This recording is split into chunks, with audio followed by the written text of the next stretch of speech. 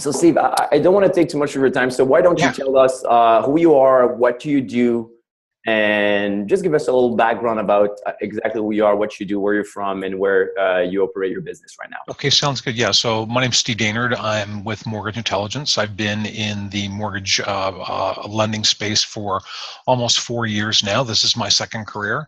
I'm retired from a government job in Toronto and moved into the mortgage space because I wanted something else to do, and things are going great.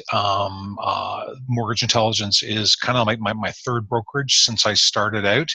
I believe I lost you here. There we go. Oh, there you You're go. back. You're back. That was me or you? I don't know. It just kind of froze for a couple of Okay, minutes, but okay. whatever. Likewise.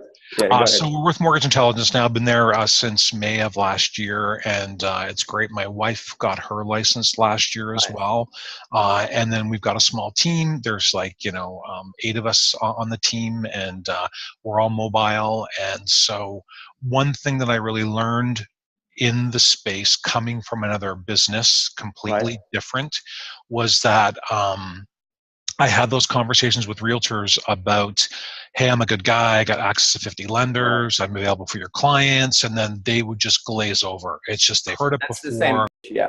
Same There's situation. no value proposition. You're exactly the same as the others. So I learned very quickly that in order to differentiate myself, I really needed to find an approach that really Right. could truly help them build their book of business and be a valued business referral partner. So I started out, I think this is probably my second major initiative that I've attempted. Right. The first one was great as well. It was got me some excellent notoriety in my local market. Made some connections. People started to look at me as being different than the conventional, mortgage professional, Right. and I like that.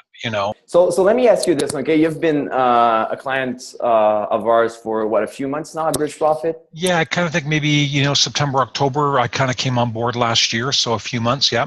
Yeah. Okay. So why don't you tell us what you've done so far with our tools, our strategy, our structure, and our Okay. campaigns that we're offering to you as a client? Sure. Maybe if you can tell the audience, the people that are going to be watching this, what you've built from this, so they Okay. can understand the possibility. Because I know you've been building something pretty, in my mind, pretty amazing. The way you structured it, and the way that Mhm. you've built it, and I believe if you could share this with the audience, just to share with them the potential that they Okay. could Yeah. do with those tools Okay. and strategies. Yeah, so your guys' platform is brilliant. I mean, what I started to also learn very early in the process is that mortgages aren't sexy. Really, at the end of the day, people want access to that really cool Lamborghini for the best price that they can get. Yeah. So they go and speak to the Lamborghini salesperson. Yep. Well, in our space, that's the realtor, and then so realtors have access to the eye candy. Yep. Maybe mortgage professionals do occasionally, or maybe have the occasional client who needs a realtor, but really, for the main. Oh, again. Hi, you're back. Okay. Sorry about that. I'm not sure if it's my everything looks good on my side, but It's probably on my side, uh, but uh, uh, regardless, yeah, when I no see worries. when I see you freeze up, I'll just stop and I'll wait for you to come back online. Okay. Um, Perfect.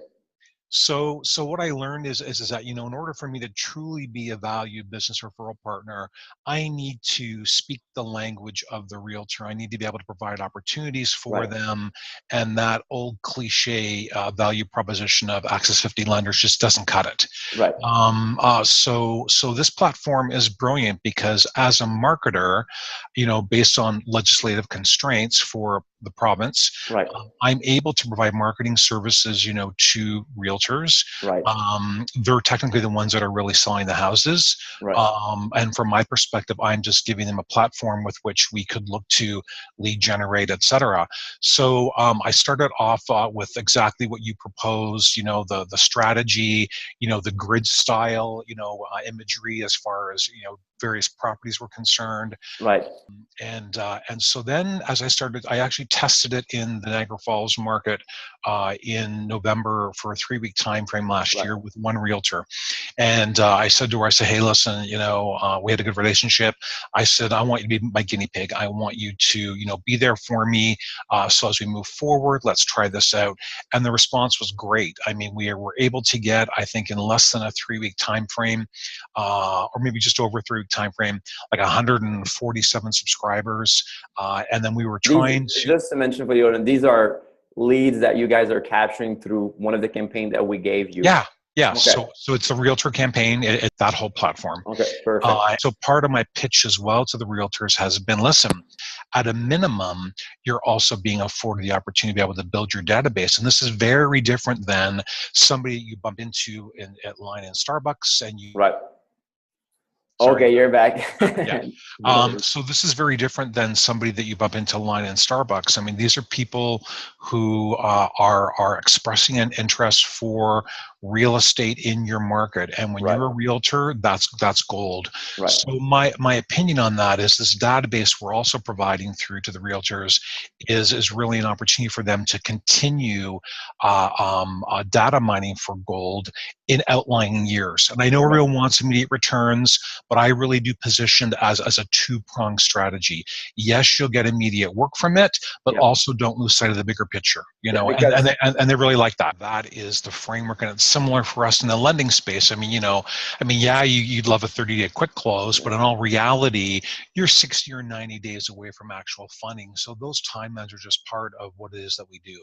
Right. So what I've done since then is effective January the 1st. I also amalgamated. So my initial vision was to have one realtor in each geographic center. Right. Well, Niagara has 11 municipalities that fall under the Niagara Real Estate Board. Okay. Yeah. So I thought, okay, well, I'll have 11 realtors, one in each market, and then look to drive traffic through to them. So I have 11 realtors.